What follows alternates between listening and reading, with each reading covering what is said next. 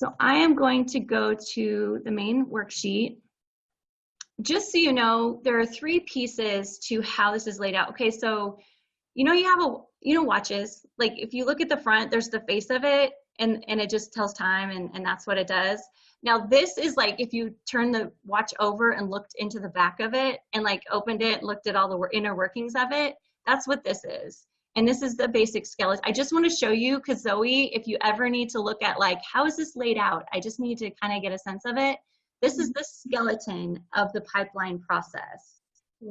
The Trello board, again, Sheila, you don't like, you can go la la la, like you don't have to hear this part, but just know it exists. But Zoe, as we start looking at the email templates and the actual stages that everything moves through, when you're looking at PipeDrive, it's hard to know what's going to happen until it happens.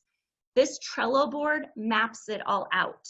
So all the email templates that you'll use are titled exactly the same as an activity that comes up, which I'll show you. But this Trello board shows you exactly like what happens in what phase. If it's a text, it shows you the script that we've started with. If it's an email, it shows you the exact titles. It has a bunch of notes on the left-hand side that we'll go through.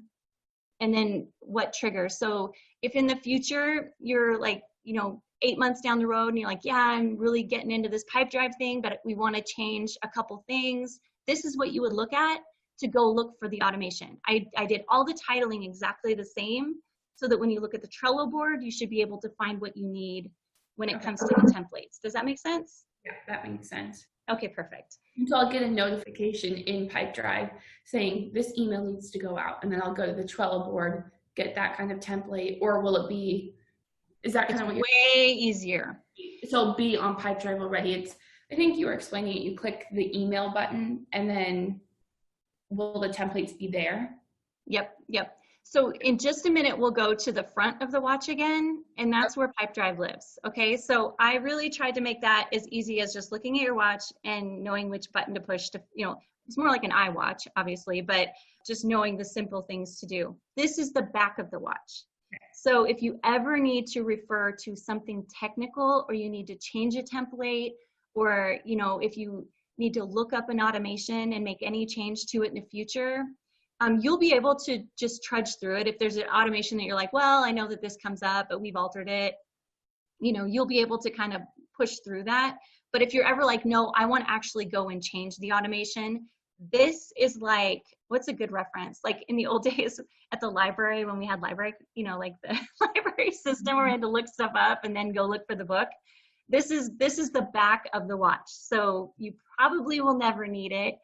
There are some notes on the left. Like I said, we'll go through that. I want to go through these notes towards the end because I want to get you into PipeDrive first so you can get a sense.